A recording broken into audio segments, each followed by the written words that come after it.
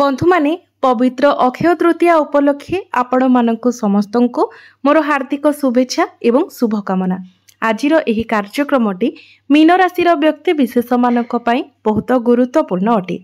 तो आपणकर जदि मीन राशि होइथाय तो भिडियोटी को स्किप न करी थरे मात्र शेष पर्यंत निश्चय देखंतु, कारण मीन राशि व्यक्ति विशेष मानकर जीवन एही पवित्र अक्षय तृतीया परठारु संपूर्ण भाबरे बदलिबाकु जाउछि। कारण ग्रह नक्षत्र मानकर चलन रे एक बहुत बड़ परिवर्तन हेबाकु जाउछि, जहा फलरे आपणक जीवन रे मध्य एक बहुत बड़ परिवर्तन हेबाकु जाउछि। अक्षय तृतीया परे सूर्यंक समेत देवगुरु बृहस्पति, राहु एवं केतु निजर राशि परिवर्तन करबाकु जाउछंती। तो 12टी जाक राशि व्यक्ति विशेष मानक उपरे यार बहुत अधिक प्रभाव पड़िबाकु जाउछि। 12टी जाक राशि व्यक्ति विशेष मानकर जीवन रे एक बहुत बड़ परिवर्तन हेबाकु जाउछि। तो आपणक जीवन रे केउ भली परिवर्तन हेबाकु जाउछि एही अक्षय तृतीया परे आपणकर स्वास्थ्य, शिक्षा, प्रेम जीवन, वैवाहिक जीवन, भाग्य, क्यारियर एवं व्यापार वाणिज्यर स्थिति किपरि रहिबो से विषय आजिर एही वीडियो रे आमे माने विस्तार भाबरे आलोचना करिबा। अक्षय तृतीया परे नवग्रहंकर स्थिति आपणक पई किपरि रहिबो से विषय मध्ये जानिबा। नवग्रह आपणकु केउ भली फल प्रदान करिवे, एहा सहित अशुभत्व प्रदान करुथिबा ग्रह मानक पई किछि विशेष प्रतिकार मध्ये जानिबा। सेथिपाई आपणकर जदि मीन राशि होइथाय तो भिडियोटी को लाइक करी चैनल टी को सब्सक्राइब करि दियंतु एवं कमेंट बॉक्स रे भक्ति एवं श्रद्धार सहित जय श्री विष्णु, जय मां लक्ष्मी निश्चय लिखंतु। तो बंधु माने आसंतु आरंभ करिबा आजिर एही कार्यक्रम को, जहा आपणकर जन्म राशि एवं चंद्र राशि उपरे आधारित अटे। तो राशि चक्रर 12 गोटी राशि मध्यरु अंतिम राशि हेउछि मीन राशि एवं मीन राशि राष्ट्राधिपति हेउछंती देवगुरु बृहस्पति। तो बंधु माने पवित्र अक्षय तृतीया परे आपणक कुंडलीर प्रथम भावरे विराजमान रहिबे शनि, बुध, शुक्र एवं राहु। आपणक कुंडलीर द्वितीय भावरे विराजमान रहिबे सूर्य, तृतीय भावरे विराजमान रहिबे देवगुरु बृहस्पति, पंचम भावरे विराजमान रहिबे मंगल, आपणकर सप्तम भावरे विराजमान रहिबे केतु। तो सर्वप्रथमे आसंतु जानि नेबा आपणकर स्वास्थ्य किपरि रहिबो एही पवित्र अक्षय तृतीया परे। तेबे बंधु माने आपणक कुंडलीर प्रथम भावटी होइथाय आपणकर स्वास्थ्यर भाव, इम्युनिटी सिस्टमर भाव एवं आपणकर प्रथम भावर अधिपति हेउछंती देवगुरु बृहस्पति, जे कि आपणकर तृतीय भावरे विराजमान अछंती। मात्र 15 मई को गुरु आपणकर चतुर्थ भाव को चलन करिवे। तेबे बंधु माने जेबेठारु गुरु आपणकर तृतीय भावरे थिले तो आपणकर मोटापण बढ़िबा भली समस्या देखा देउथिला। लिवर, डाइजेशन, गैस्ट्रिक ए सब समस्या देखा देउथिला। तेबे 15 मई को जतेबेले गुरु निजर राशि परिवर्तन करिवे ताहा आपणक पई सबुठारु बड़ परिवर्तन हेबो। 15 मई ठारु आपण निजर स्वास्थ्य रे सुधार देखिबाकू पाइबे। पूर्वरु आपणक स्वास्थ्य रे जहाँ भी किछि समस्या थिला आपणकर स्वास्थ्य जनित समस्त समस्या गुड़िक दूर होइजिबो। आपण निजको स्वास्थ्यवान अनुभव करिवे। एबे आसंतु जानिबा आपणकर शिक्षा क्षेत्र किपरि रहिबो एही पवित्र अक्षय तृतीया परे। तो बंधु माने कुंडलीर पंचम भावटी होइथाय आपणकर शिक्षार भाव। तो आपणक पंचम भावर अधिपति हेउछंती चंद्रमा, जे कि प्रति 2 दिन रे निजर राशि परिवर्तन करिथांती। तेबे आपणक पंचम भावरे विराजमान अछंती मंगल। तेबे पाठ पढ़ा आपणकर अक्षय तृतीया परे बहुत भल रहिबो, किंतु मंगल आपणकर पंचम भावरे थिबा हेतु आपण टिके मोबाइल आडको अधिक अट्रैक्ट हेबे एवं गेमिंग रे आपणकर मन अधिक लागिबो। या सहित आपण सांग साथी मानक सहित एन्जॉय करबा पई मध्ये टिके अधिक समय देबे। तेबे बुध एवं शुक्र आपणकर केंद्र रे थिबा हेतु आपणकर पाठ पढ़ा किंतु बहुत भल रहिबो। एहा व्यतीत गुरु मध्य आपणकर केंद्र को आसी जिबे, जहा फलरे जदि 14-15 मई परे आपणकर कोनोसी एग्जाम अछि तो एग्जाम रे आपणको बहुत अधिक शुभ फल मिलिबो। एवं 14-15 मई परे जदि आपण किछि एडमिशन नियंती किबा फॉर्म फिलअप करंती तो ताहा मध्य आपणको पई भल रहिबो।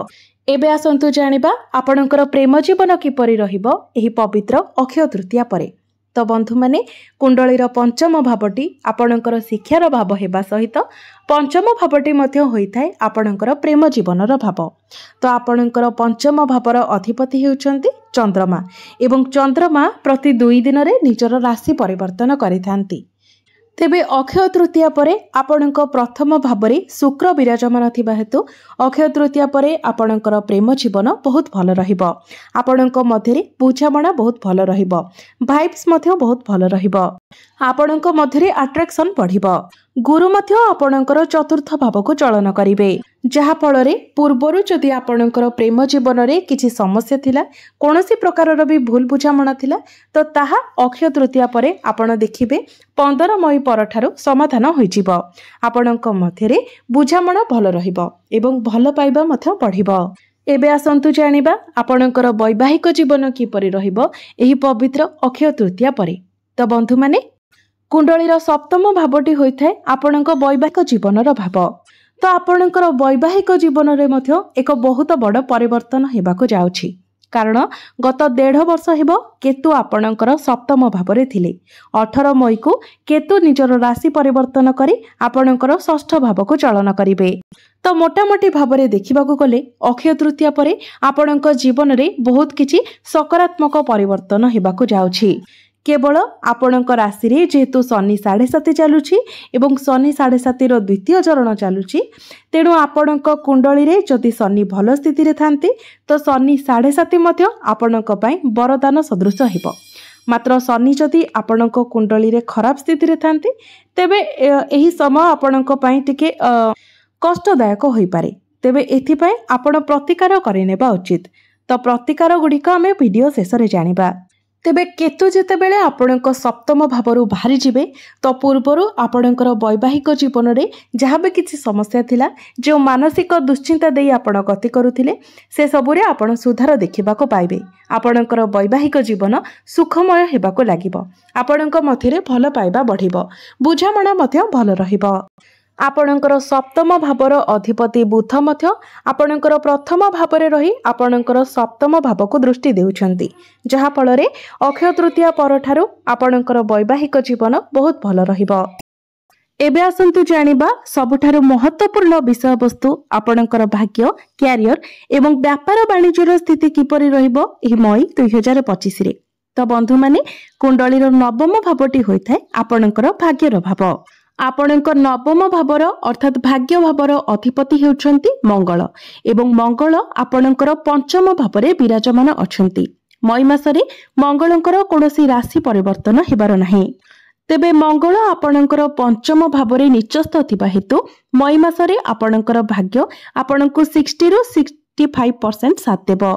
तो बंधु माने मंगल निचस्थ हेले मध्य अन्य प्रमुख ग्रह माने आपणकर केंद्र रे विराजमान अछंती, जहा फलरे आपणको आपणक भाग्यर किछि मात्रा रे साथ मिलिबो, अर्थात 60 रु 65% साथ मिलिबो। किंतु आपण तरबरिया भाबरे किछि करंतु नाही। तरबरिया भाबरे जदि आपण किछि डिसिजन नियंती किंबा किछि कार्य करंती तो मंगल सेथिरे अधिक बाधा विघ्न उत्पन्न करिवे। आपण निज भितरे धैर्य रक्षा करबा उचित। आपण जहाँ भी करूछंती भाबी चिंती सेथिपई प्लानिंग करिकि जदि आपण कार्य करंती तो निश्चित भाबरे सेथिरे आपण सफल हेबे। आपण जदि शेयर मार्केट स्टॉक मार्केट रे किछि इन्वेस्ट करबा पई चाहुछंती तो आपण करि परिबे, कारण बुध एवं शुक्र आपणकर केंद्र रे विराजमान अछंती। बृहस्पति मध्य आपणकर केंद्र को आसी जिवे। तो आपण जदि भल भाबरे भाबी चिंती भल भाबरे प्लानिंग करी किछि कार्य करंती तो निश्चित भाबरे सेथिरे आपण सफल हेबे। किंतु तरबरिया भाबरे जदि कार्य करिवे तो सेथिरे आपणको अनेक बाधा विघ्नर सम्मुखीन हेबाको पड़िबो। आपण जदि कोनोसी शुभ मांगलिक कार्य करबा पई चाहुछंती किंबा कोनोसी जिनिस किणाकिणी करबा पई चाहुछंती तो मई मासरे आपण करि परिबे। एबे आसंतु जानिबा आपणकर क्यारियर आपणकर कार्य क्षेत्र किपरि रहिबो एही मई 2025 रे। तो बंधु माने कुंडलीर दशम भावटी होइथाय आपणकर क्यारियर भाव। तेबे आपणक दशम भावर अधिपति हेउछंती देवगुरु बृहस्पति। गुरु आपणकर तृतीय भावरे अछंती। मात्र 15 मई को गुरु आपणकर चतुर्थ भाव को आसी जिवे, जहाँकि आपणक पई एक बहुत बड़ शुभ परिवर्तन हेबाको जाउछि, कारण गुरु चतुर्थ भावरे रही दशम भाव को देखिबे। तो 15 मई परे निश्चित भावरे आपण आपणकर क्यारियर रे एक बहुत बड़ पॉजिटिव चेंजेस देखिबाको पाइबे। पूर्वरु आपणकर कार्य क्षेत्र रे आपणकर बॉस होंतु किंबा सहकर्मी होंतु आपणकर बहुत आर्गुमेंट होतिला, आपणक मतरे फ्रस्ट्रेशन रहुतिला, आपण बहुत स्ट्रेस रे रहुथिले, आपण गोटे जगार अटकी जाइथिले, आपणको आगको रास्ता मिलु नथिला, मात्र वर्तमान 15 मई ठारू ए सबु समस्या आपणकर दूर होइजिबो। कार्य क्षेत्र रे आपण उन्नति करबाको लागिबे, क्यारियर रे आपणकर ग्रोथ हेबो एवं जे मानक निकट रे कोनोसी चाकरी नाही तो से मानकु चाकरी मिलिबार मध्य बहुत अधिक संभावना बनुछि। तेणु आपण चाकरी पाए निजर चेष्टा जारी रखंतु। गुरुंकर दृष्टि दशम भाव में रहिबा फल आपणकर मैनेजमेंट स्किल्स बहुत भल रहिबो, आपणकर कार्य करिबार शैली मध्य बहुत भल रहिबो। तो एबे आसंतु जानिबा आपणकर बिजनेस किपरि रहिबो मई 2025 रे। तो बिजनेस रा कथा जति कहिबा, बुध एवं शुक्र आपणकर लग्न रे विराजमान अछंती, तो बिजनेस मध्य आपणकर मई मासरे बहुत भल रहिबो। बिजनेस रे आपण उन्नति करिवे, बिजनेस रे आपणकर फाइनेंशियल ग्रोथ हेबो। तो आमे जदि सब दृष्टि देखिबा तो प्रत्येक दृष्टि मई मासटी आपणक पई बहुत अधिक शुभ रहिबाको जाउछि। आपणको मई मासरे बहुत अधिक शुभ फल प्राप्ति हेबाको जाउछि। केवल जेहेतु आपणकर शनि 7.5 चलीछि, तो आपणको कुंडली रे जदि शनि भल स्थिति रे थांते तो शनि 7.5 मध्य आपणक पई वरदान होइजिबो। किंतु शनि जदि आपणको कुंडली रे नीचस्थ थांती, खराब स्थिति रे थांती, तेबे आपणको टिके स्ट्रगल करबाको पड़िबो। तेबे बंधु माने जदि शनि आपणको कुंडली रे खराब स्थिति रे अछंती तो आपण प्रत्येक दिन शनिकर प्रार्थना मंत्र करंतु एवं प्रत्येक दिन आपण शनिकर बीज मंत्र 108 थर जप करंतु। प्रत्येक दिन आपण गुरुंकर बीज मंत्र मध्य 108 थर जप करंतु। एवं मंगल जेहेतु आपणकर निचस्थ अछंती, तेणु मंगलंकर प्रतिकार स्वरूप आपण प्रत्येक दिन मंगलंकर बीज मंत्र 108 थर जप करंतु एवं प्रत्येक दिन आपण हनुमान चालीसार पाठ करंतु। निश्चित भाव में जहाँ सब अशुभत्व रहुछि से सब अशुभत्व गुड़िक आपणकर खंडन होइजिबो एवं आपणको अधिक मात्रा रे शुभ फल प्राप्ति हेबो। तो बंधु माने आपणकर जीवन मंगलमय हेउ, एहा ही ईश्वरक निकट रे मोर प्रार्थना।